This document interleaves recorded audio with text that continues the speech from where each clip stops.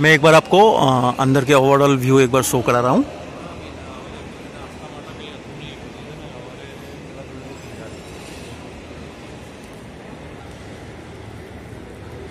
नमस्कार, मैं शशिकांत, स्वागत है मेरे चैनल के एक और वीडियो में। और आज मैं आया हूँ आपका यशोभूमि द्वारका के अंदर, और यहाँ पे चल रहा है आपका पावरजेन इंडिया 2025, जो कि चल रहा है आपके 2nd, 3rd एंड 4th सितंबर 2025। तो मैं आपको डायरेक्टली एक ऐसे कंपनी ऐसे के स्टॉल विजिट कराऊंगा जो कि एक बहुत ही इनोवेटिव टेक्नोलॉजी से आपका हाइड्रोजन प्रोड्यूस कर रहे हैं। और हाइड्रोजन आपको जैसे कि पता ही है, आने वाले टाइम पे सबसे ग्रीन फ्यूल माना जा रहा है, और ईच एंड एवरी फील्ड में इसको यूज़ पे, यूटिलिटी पे लाया जा रहा है। तो चलिए फिर विजिट करते हैं उनके स्टॉल को।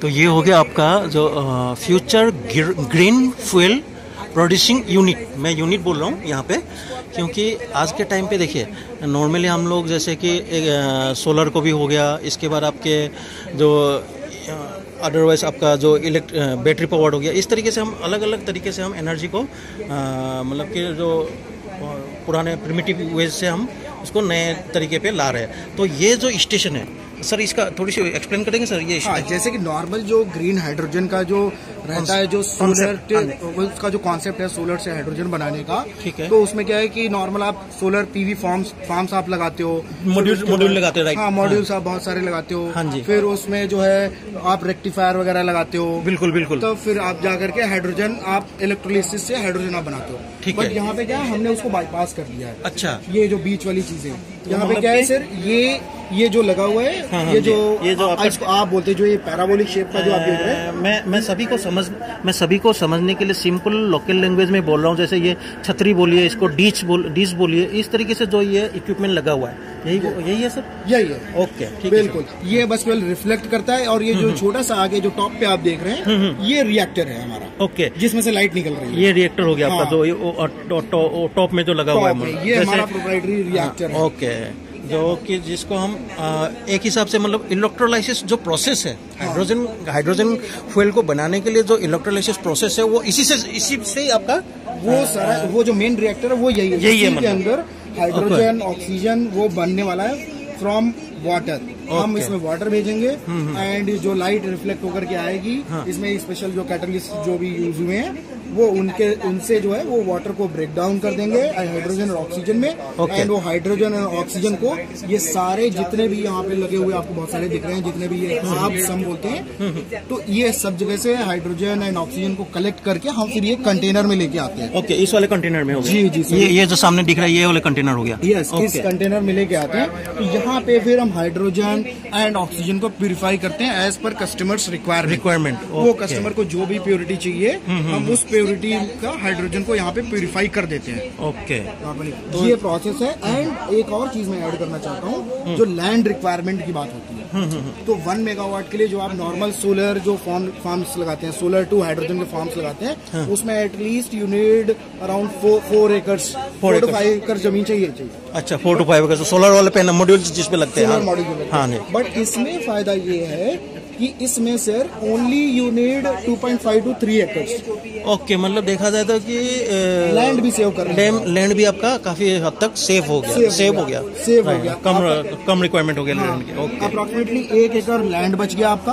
और एक दूसरी चीज ये है कि सर इसको मल्टीपर्पज यूज के लिए यूज कर सकते हैं। अच्छा, जैसे कि ये जो आप हमारे लगे हुए हैं, इसके नीचे इसका ये काफी हाइट रहता है, अराउंड 4 to 5 मीटर्स। ठीक है, ये जो गैप है, नीचे से जो ऊपर की ओर देख रहे हो आप, ये वाले, हाँ ये वाला, यही राइट। ये इतना गैप रहता है कि आप जैसे कार पार्किंग हो गया, हाँ, तो आप इसके नीचे भी कार पार्क कर सकते हो आराम से। स्विट्जरलैंड में हमारे ऐसे टाइप के प्लांट्स लगे हुए हैं जहाँ पे नीचे कार लोग पार्क कर रहे हैं। ओके, आप नीचे भी मतलब कि ऐसी जगह पे अगर फार्म लगा हुआ है जहाँ पे आप नॉर्मली क्रॉप्स को लगाते हैं, ठीक है, तो आप नॉर्मली फार्मिंग भी कर सकते हैं इसके नीचे। ठीक है, ओके सर, मैं आपके बात को थोड़ी सी यहाँ पे एक बार इंटरप्ट करना चाहूँगा कि वो हमारे जो मान के चले जो भी मेरे व्यूअर है वो एक बार ये भी जानना चाहते हैं। सपोज कीजिए आपने एक पानी वाटर का एक मतलब वर्ड यूज किया, तो क्या हम इसको वाटरिंग क्या आउटसोर्स से करते हैं या एटमोस्फेयर से ही हम मतलब एक्सट्रैक्ट करते हैं उसको? नहीं सर, वाटर तो हमें फीड करना पड़ेगा। नॉर्मल जो रॉ वाटर जो रहता है, जो टैप वाटर जो रहता है, वो हम टैप वाटर आपसे थोड़ा सा लेंगे, एंड फिर उस वाटर को हम प्यूरिफाई करते हैं ओके अपने सिस्टम में। वहाँ पे प्यूरिफाई हम यहाँ पे जो ये कंटेनर देख रहे हैं आप, ओके, तो इस कंटेनर में ही हम एक प्यूरिफिकेशन की एक यूनिट लगाएंगे, वाटर प्यूरिफिकेशन की। फिर वो प्यूरिफाइड वाटर को हम जो है इसके ऊपर स्प्रे करेंगे। इसमें स्प्रे नहीं करेंगे, इसके अंदर हम भेजेंगे। अच्छा, इसके अंदर भेजेंगे, रिएक्टर के अंदर हम भेजते हैं। ओके, ये जो आपका इलेक्ट्रोलाइसिस प्रोसेस के लिए जो यूनिट लगा हुआ है। जी जी सर। ओके, मतलब कि देखा जाए तो हाँ, इसमें जरूर हमारे को वाटर आउटसोर्सिंग चाहिए होगा। हाँ, वाटर तो बिल्कुल चाहिए सर। ओके, मतलब कि सर आप ये कहना चाह रहे हैं जो हम डे टू डे लाइफ में जो टैप वाटर जो यूज कर रहे हैं उसी को ही हम यहाँ पे यूज कर सकते हैं। जी सर, बिल्कुल। इलेक्ट्रोलाइसिस टैप वाटर यूज करेंगे और उसको फिर हम यहाँ पे हमारे पास हम खुद ऐसा टेक्नोलॉजी लगाएंगे जो मतलब वाटर प्यूरिफाइंग टेक्नोलॉजी लगाएंगे। तो जो भी ग्रेड का हमको चाहिए वाटर यहाँ पे हमारे सिस्टम के लिए, हम वो ग्रेड का बना लेंगे उससे। ओके, तो अभी सर मैं और आज के टाइम पे इसको अगर हम देखेंगे तो यूज कहाँ पे हो रहा है सर ये? इसके सर मतलब इसके तो बहुत सारे यूजर्स हैं हाइड्रोजन के।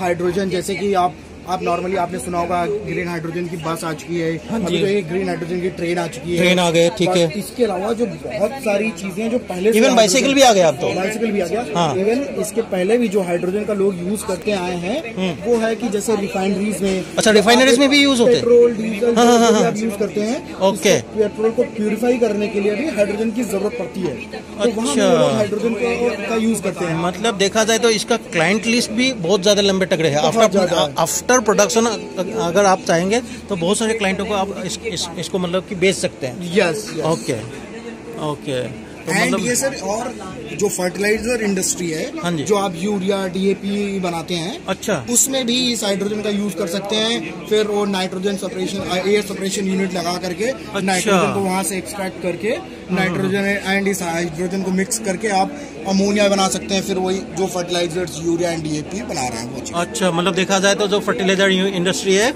वहाँ पे भी ये चीज़ यूज़ हो रहा है। मतलब आज के टाइम पे देखा जाए तो मतलब इसका जो यूज़ का जो फील्ड है, जो आपके मतलब कि जिनके कंज्यूमर बोलूँगा मैं यहाँ पे, क्योंकि यहाँ पे तो हम अगर प्रोडक्शन कर रहे तो नेक्स्ट जहाँ पे भी जाएंगे वो कंज्यूमर हो गया। तो इसका भी काफ़ी लार्ज स्केल है देखा जाए तो, बहुत वास्ट एरिया हो गया, बहुत ज़्यादा वास्ट एरिया। देखा जाए तो मतलब ये ओवरऑल कंक्लूजन में अगर हम आते हैं इसको तो मतलब कि ग्रीन फील्ड तो है ही है, नो डाउट एट ऑल।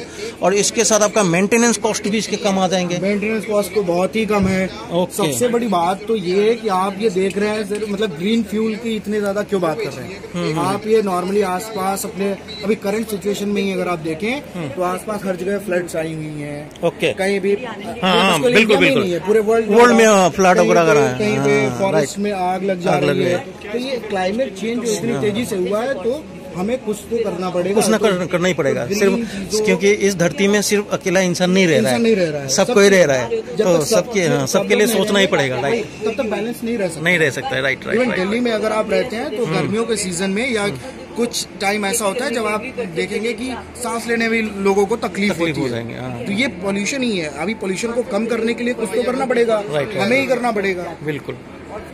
और सर ये जैसे कि आप मान के चलिए ये क्या वन डायरेक्शन में रहता है या सूरज के साथ में ये डायरेक्शन चेंज हो जाते हैं सर? हाँ सर, ये मतलब ये जो नॉर्मल जो सोलर पीवी आपका रहता है वो रोटेट नहीं करता, वो आपका एक वन डायरेक्शन फिक्स रहता है। हाँ, इसमें क्या है सर, इसमें डुअल एक्सिस ट्रैकिंग सिस्टम है इसका। अच्छा, तो इसमें दो मोटर्स लगे हुए हैं। ठीक है। वो क्या करते हैं, ये सन के अकॉर्डिंग ट्रैक करते हैं। अच्छा। सन हॉरिजॉन्टल या वर्टिकल डायरेक्शन में जिधर भी सन मूव करता है उसी डायरेक्शन में ये मूव करता रहेगा, जिससे कि उसको एनर्जी मिलता रहे, कंटिन्यूस एनर्जी मिले। तो इसमें देखा जाए तो मतलब कि अगर वेरी सिंपल में चलिए, हमने एक बार के लिए मान भी लिया कि हमारे खर्चा है, तो खर्चा क्या है उसमें, वो टैप वाटर लगने के बाद में हाँ, प्रोजेक्ट का जो एक्सपेंडिचर है वो अलग चीज है। वो देखिए आप कुछ भी लोगे तो अभी गाड़ी भी लोगे तो फ्यूल तो डालोगे। ओके, थोड़ा बहुत ही बेसिक मेंटेनेंस इसमें रहता है, बेसिक मेंटेनेंस ना, बहुत ही मिनिमम। ओके, बहुत थैंक यू सर, आपका ये काफ़ी मतलब इनोवेटिव प्रोजेक्ट है। और मैं तो बताऊं कि ये हमारे देश को ही नहीं, पूरे वर्ल्ड एनवायरनमेंट को ही काफ़ी सपोर्टिव रहेगा क्लीन एनर्जी के हिसाब से। ये पेटेंटेड टेक्नोलॉजी है हमारी स्विट्जरलैंड की, आई मीन ये स्विट्जरलैंड की कंपनी है बेसिकली। ओके, ठीक है सर, बहुत थैंक यू।